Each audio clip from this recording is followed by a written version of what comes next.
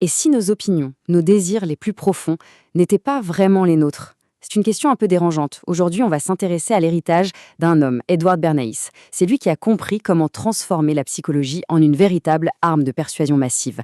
Il a en quelque sorte écrit le manuel de la propagande moderne, et ses leçons, on va le voir, sont plus pertinentes que jamais. Ceux qui manipulent ce mécanisme invisible constituent un gouvernement invisible qui est le vrai pouvoir. Quand Bernays écrit ça en 1928, attention, il ne parle pas d'un complot. Non, il décrit une réalité, celle d'une élite qui a compris comment façonner nos pensées, nos désirs et donc nos démocraties. Le tout sans même qu'on s'en rende compte. Alors, qui a bien pu écrire ce fameux mode d'emploi? Ce n'est pas un théoricien un peu obscur, loin de là. C'est un homme dont les stratégies, encore aujourd'hui, influencent ce qu'on achète, les personnes pour qui l'on vote, et même ce qu'on croit être juste ou non. On va commencer par explorer ce paradoxe assez fascinant. Comment un seul homme a-t-il pu devenir le manipulateur de la démocratie? Comment a-t-il pu utiliser les outils mêmes de la liberté pour, au final, contrôler les esprits? Eh bien, le voilà, cet homme, Edward Bernays. Son arme secrète? Un lien de parenté assez incroyable. Il était le double neveu de Sigmund Freud. Et c'est là que tout se joue. Pendant que son oncle utilisait la psychanalyse pour soigner des individus, Bernays, lui, a eu une révélation. Appliquer ses théories aux masses. Il a transformé les concepts sur l'inconscient en un outil de pouvoir pour les présidents et les PDG, devenant une sorte de Machiavel du XXe siècle. Pour manipuler les masses, il fallait d'abord les comprendre. Et c'est là que tout l'héritage de Freud devient absolument crucial. Bernays, lui, ne voyait pas des citoyens, mais une foule. Il a plongé dans la psychologie pour en trouver les ressorts les plus cachés. D'un côté, on a l'idéal démocratique. L'idée que le citoyen est un être rationnel, qui pèse le pour et le contre, qui vote selon ses intérêts. La vision de Bernays, elle, est bien plus sombre, et peut-être plus réaliste. Pour lui, la foule n'est pas rationnelle. Elle est instinctive. Elle obéit à des pulsions primitives. La conclusion est radicale. La démocratie moderne, ce n'est pas le pouvoir du peuple, mais l'art de fabriquer son consentement. La clé de tout ça, pour Bernays, elle se trouve dans un concept freudien, le ça. C'est un peu le volcan de nos pulsions primitives, de nos désirs de gratification immédiate, de nos peurs. Bernays a compris que pour diriger la foule, il ne fallait pas s'adresser à la tête, au cerveau rationnel, mais directement au ventre, à ce ça insatiable et totalement irrationnel. Comprendre les mobiles cachés, voilà tout son secret. Prenons un exemple. Quelqu'un achète une grosse voiture de sport. La raison qu'il va donner, c'est la performance, la sécurité. Mais le mobile caché, c'est peut-être le désir de puissance, de statut.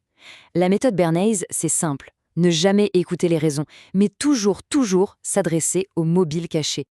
Bon, la théorie, c'est une chose, mais la pratique, c'est encore plus fascinant. Voyons un peu comment Bernays a utilisé ses clés psychologiques pour vendre la guerre, du bacon ou même des cigarettes, simplement en manipulant les symboles de son époque. Son influence a été immense. C'est lui qui a aidé à pousser une Amérique isolationniste à entrer en guerre en 1917.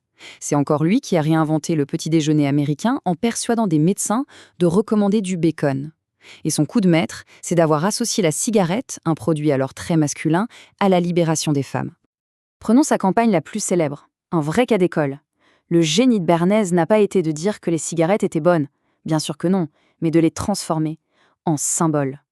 Une femme qui fumait n'était plus mal vue, elle devenait une révolutionnaire qui s'appropriait un symbole du pouvoir masculin. En fait, il n'a pas vendu un produit, il a vendu une idée, un sentiment d'émancipation. Et attention, ces campagnes n'étaient pas juste des coups de pub isolés, non, elles ont été le laboratoire d'un tout nouveau système de domination. Un système qui ne repose plus sur la force brute, mais sur une arme bien plus subtile et efficace, le désir. C'est une révolution totale dans l'art de gouverner. Pendant des siècles, le pouvoir disait « tu ne dois pas ». L'État, la religion, tout fonctionnait par la répression, l'interdit. Le capitalisme de consommation, inspiré par Bernays, dit l'inverse. Tu dois désirer. Le contrôle ne passe plus par la contrainte, mais par la séduction. Regardons cette bascule de plus près. Avant, le pouvoir s'appuyait sur notre surmoi, notre conscience des règles, de la morale, et il utilisait la répression pour obtenir l'obéissance. Le nouveau modèle, lui, est bien plus malin. Il cible notre ça, nos pulsions les plus brutes, et il utilise la séduction pour nous pousser à la consommation. Le résultat, on a l'impression de choisir librement ce que le système a en réalité déjà choisi pour nous. Bernays est mort en 1995, mais ses idées, elles, sont plus vivantes que jamais. Alors, quelles sont ces techniques qui perdurent et qui continuent de façonner notre monde, souvent sans qu'on le sache? On peut retenir 3 de ces stratégies maîtresses. D'abord, jouer sur la peur. C'est simple, le besoin de sécurité est plus puissant que le désir de liberté. Une population qui a peur est une population docile. Ensuite, créer des clivages, des divisions. En nous présentant le monde en noir et blanc, pour ou contre, on nous empêche de penser avec des nuances. Et enfin, utiliser les valeurs. Transformer un débat sur l'économie en une bataille pour la justice ou la liberté permet de court-circuiter toute analyse rationnelle. C'est l'émotion qui prend le dessus. C'est la question fondamentale au fond. Comment nous amène-t-on à accepter l'inacceptable?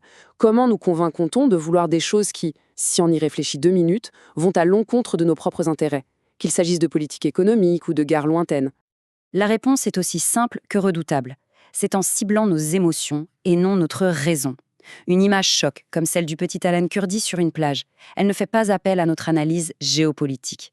Elle fait appel à notre indignation, à notre cœur. L'émotion submerge la raison. Et à ce moment-là, le consentement est obtenu. C'est le triomphe absolu de ce qu'on appelle la société du spectacle. Finalement, tout l'héritage de Bernays nous laisse face à une question vertigineuse. Dans ce monde saturé de messages conçus pour nous influencer, comment faire la différence entre un désir qui vient vraiment de nous, un désir authentique, et une idée qui a été implantée? Nos opinions les plus fermes, nos envies les plus profondes, nous appartiennent-elles vraiment? La réponse, si elle existe, est peut-être le dernier bastion de notre liberté.